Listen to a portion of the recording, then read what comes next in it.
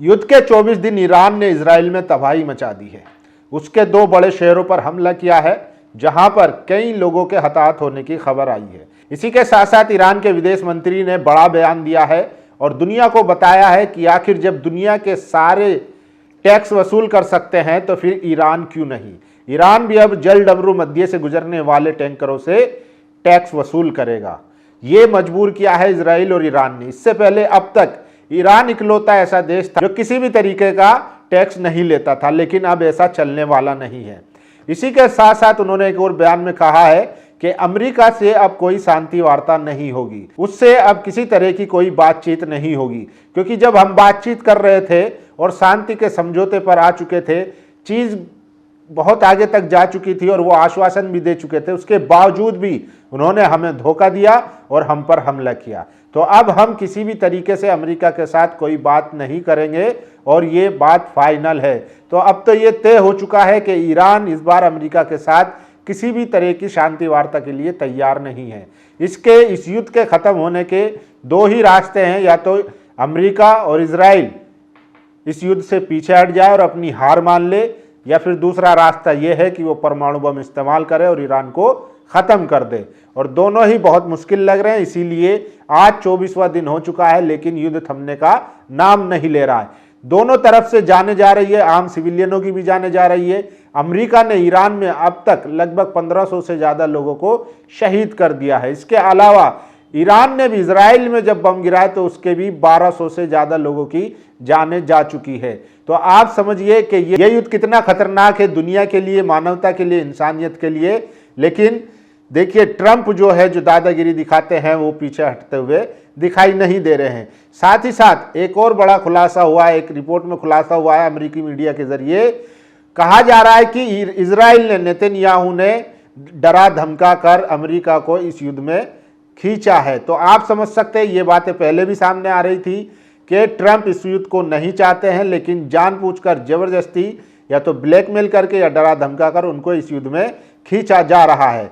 उनके जो counter terrorism संस्था के जो सेक्रेटरी थे, उन्होंने भी अपना इस्तीफा दे दिया था, ये कहते हुए कि ये युद्ध अमेरिका का नहीं है, ये युद्ध इजराइल का है और इजराइल अमेरिका को इस युद्ध में खींचकर लाया है। इसमें अमेरिकी लोगों का, अमेरिकी अर्थव्यवस्था का नुकसान हो रहा है। तो ये सबसे बड़ा खुलासा हुआ है। और अब बता दूं कि किस तरीके से ईरान ने पूरी दुनिया को चौंकाया है। 4000 किलोमीटर की रेंज वाली मिसाइल मारकर दुनिया को ये बता दिया है कि जो लोग समझते हैं कि हम सुरक्षित हैं और हम अमेरिका पर दबाव नहीं बनाते, ये उनका आपस का मामला है, उनको भी एक साफ संदेश दे दिया है।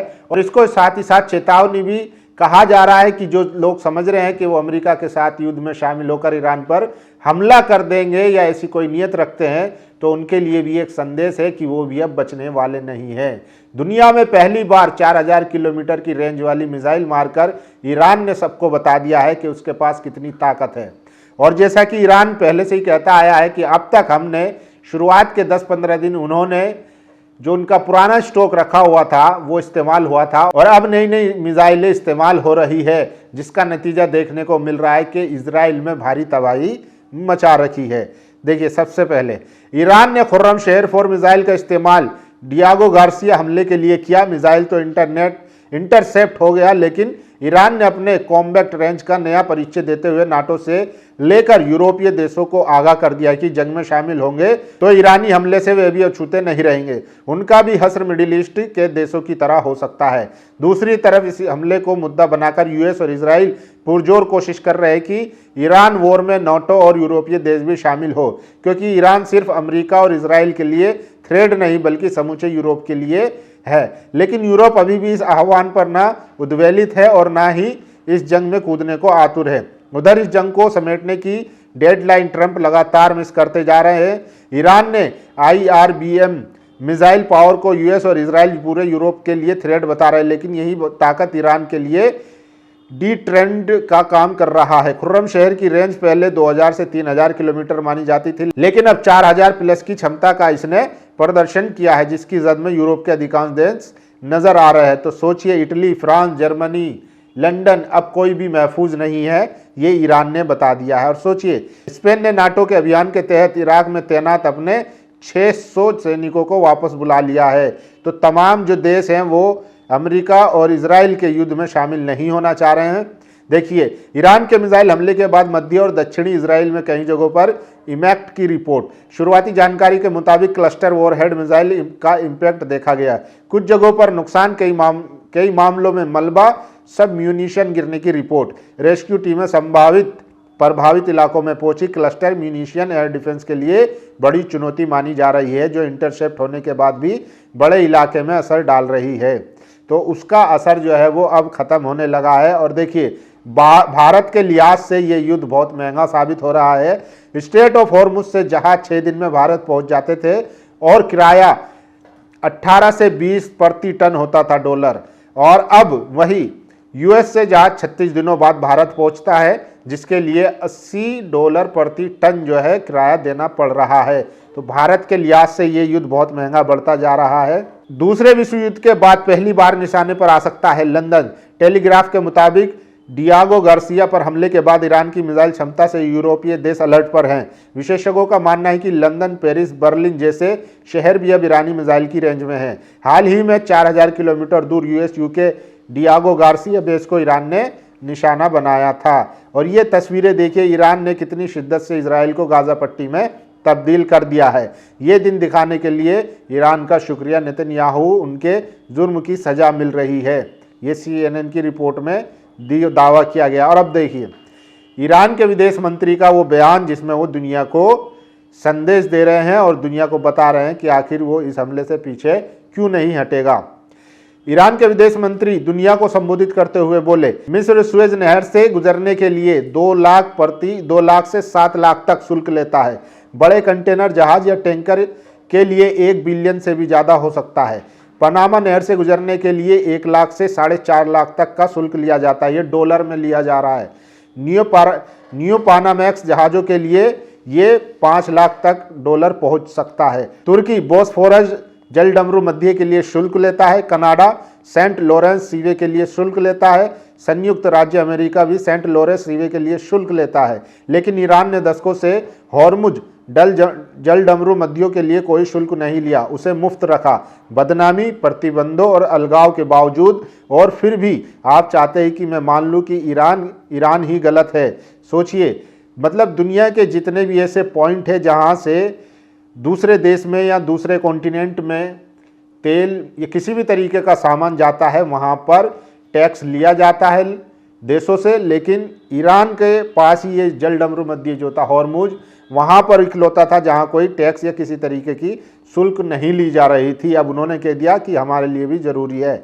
और इस युद्ध में ईरान जो है वो सबसे ज़्यादा माला माल भी हो रहा है, पैसा भी कमा रहा है। ये बात भी जहन में रखनी चाहिए। और देखिए, fight on behalf of money nation, Iran ने साझा की फोटो। ईरान ने अपनी मिसाइल पर लिखा है, in memory of those killed in Hiroshima and Nagasaki. America ने जो जापान पर बम गिराए थे उसका भी बदला ये ले रहा है, उसकी भी लड़ाई ईरान लड़ रहा है। और सोचिए, अब दिन ब दिन खतरनाक मोड़ में जाती जा रही ये जंग खौफनाक चरम पर। ट्रंप की ब्लैकआउट धमकी पर ईरान की खाड़ी की लाइफलाइन उड़ाने की चेतावनी। ईरान 48 घंटे के भीतर हॉर्मुज स्ट्रेट खोले, नहीं तो अमेरिका उसे बिजली संयंत्रों पर हमला करेगा।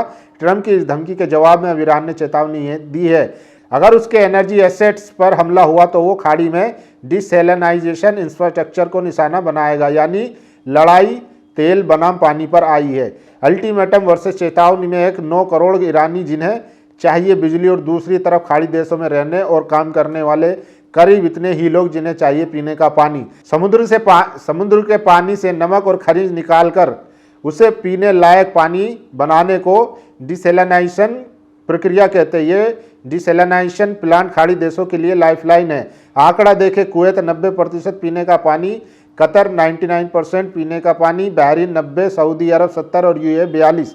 खाड़ी देशों का 90% पानी समुद्र तट पर बने 56 बड़े बड़े डिसैलिनाइजेशन प्लांट से आता है। आपको याद होगा, इस लड़ाई में मार्च 7 अमेरिका स्ट्रेट ऑफ हॉर्मुज में ईरान के कश्म द्वीप के डिसैलिनेशन प्लांट पर बमबारी कर चुका है। तब ईरान ने कहा था हमले से 30 गांव में पानी की सप्लाई पर असर पड़ा, इसके गंभीर नतीजे हो सकते हैं। याद रहे, ये शुरुआत ईरान ने नहीं बल्कि अमेरिका ने की है। और ये लास्ट में जाते जाते देखिए ईरान ने 24 घंटे में किस तरीके से इजराइल के आसमान पर रॉकेट दागे हैं, पूरा तबाही मचा दी है।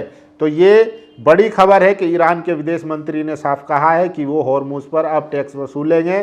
साथ ही साथ उन्होंने जो 4000 किलोमीटर की रेंज वाली मिसाइल दागी है उससे साफ साफ चेतावनी दे दी है कि अब यूरोप का कोई भी देश सुरक्षित नहीं है। अगर वो इस जंग में कूदते हैं तो फिर हमला उन पर भी होगा, जिस तरीके से खाड़ी देशों पर हो रहा है। बाकी आप लोगों की क्या राय, अपनी राय जरूर दीजिए। शुक्रिया। नेशनल दस्तक की आपसे गुजारिश है कि अगर इसको बचाना चाहते हैं तो नेशनल दस्तक को सब्सक्राइब करने के लिए रेड कलर के सब्सक्राइब बटन को दबाएं, फिर बेल आइकन की घंटी दबाएं। नेशनल दस्तक को बचाने के लिए बहुत जरूरी है कि हर खबर को शेयर करें, लाइक करें, कमेंट जरूर करें।